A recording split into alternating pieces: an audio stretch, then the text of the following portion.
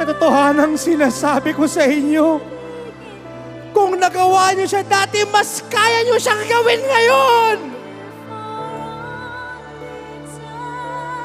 Kung nagawa niyo magdesisyon dati, mas kaya niyo magdesisyon ngayon!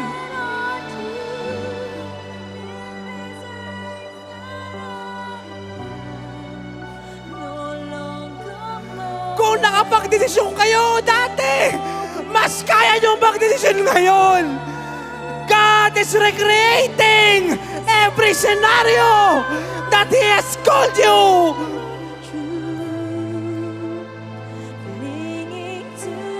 Mama! Papa! Sorry! Mahal ko si Jesus! Ate! Kuya! Pasensya na kayo! Mahal ko kayo pero mas mahal ko si Jesus! Tinatanong niyo ko, bakit ako nagpapakagutom? Bakit ako hindi kumakain? Bakit ako iyak ng iyak? Isa lang ang sagot ko. Mahal na mahal ko si Jesus. Bakit mo iniwan yung pag-aaral mo? Bakit mo iniwan yung kinabukasan mo? Sayang ang buhay mo. Hindi. Hindi na sayang ang buhay ko. Tama ang naging desisyon ko. Mahal ko si Jesus. Mahal na mahal ko siya. Lumipas pa ng mahabang panahon, ang maraming taon, nakalimutan ko man siya. Nagkasala ako, nagkulang ako, nagkamali ako. Mahal na mahal ko pa rin si Jesus.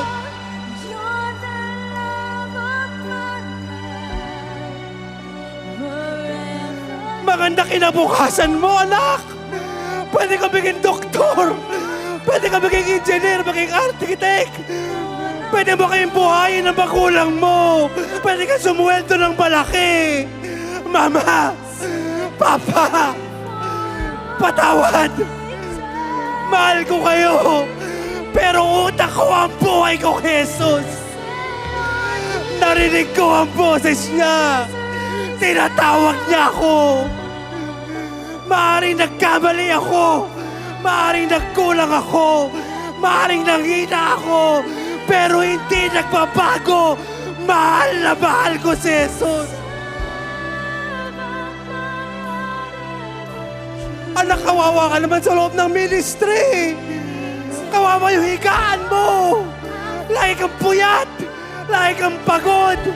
Ang dami niyong ginagawa. Nakakain ka ba ba? Nakakatulog ka ba ba? Napapagalitan ka lagi. Mama, Papa, hindi. Hindi. Masaya ako. I am exactly what I am. Mahal ko si Jesus. Mahal ko si Jesus. Mahal ko si Jesus. Mga guro, mga teacher, mga kaibigan ko, alam ko tinatawag niyo ko. Alam ko tinetext niyo ko. Alam ko hinahanap niyo ko. Patawarin niyo ko. Kailangan ni Jesus ang buhay ko. Ilang taon ko na siyang tinatakbuhan. Nagbibigay-bigay ako sa kanyang tawag.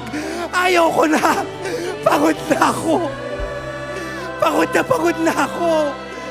Mahal ko si Jesus. Mahal ko si Jesus. From 2013 hanggang 2025 hanggang sa hinaharap, mahal ko si Jesus.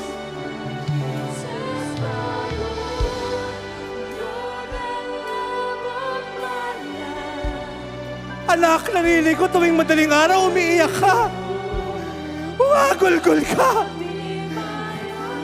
Anak, matagal ko nang hindi narinig yung kanyang iyak mo. Ano nangyari? Anak, ano nangyari sa'yo? Matagal ka nang hindi nanalangin ng ganyan. Matagal ang puno ko nang hindi nag-ayunan ng ganyan. Ano nangyari? Mama, Papa, nanumbalik ang totoong pagmamahal ko. At hindi ko papayagan na mawala siya. Hindi ko papayagan na makalimutan ko ang kitang pakiramdam. nagkasala ako. Oo, nagkulang ako. Oo, nagkamali ako. Oo, nanghina ako. Pero naranasan ko yung totoong pagmamahal kay Jesus. Hindi ako titigil. Hindi ako hihinto. Mamahalin ko siya ng mamahalin.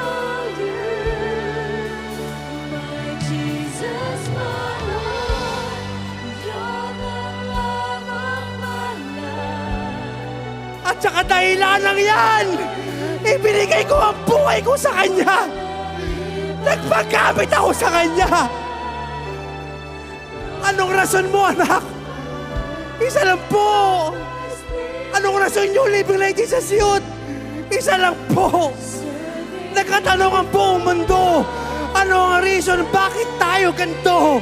Isa lang. Mahal na mahal na mahal na mahal namin si Jesus.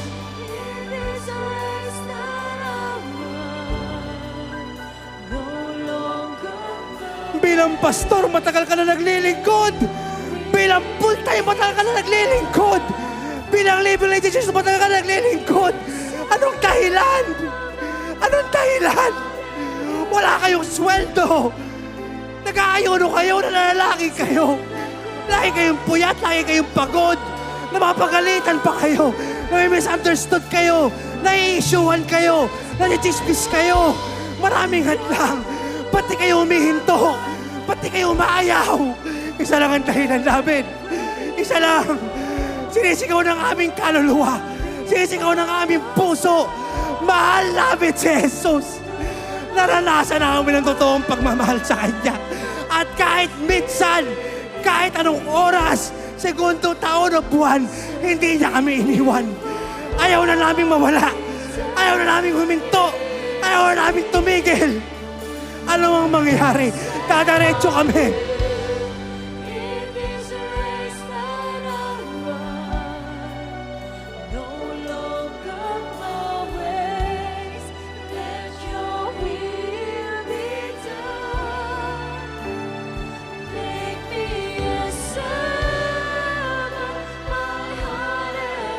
Lord, an encounter with you is what we need for us to love you even more.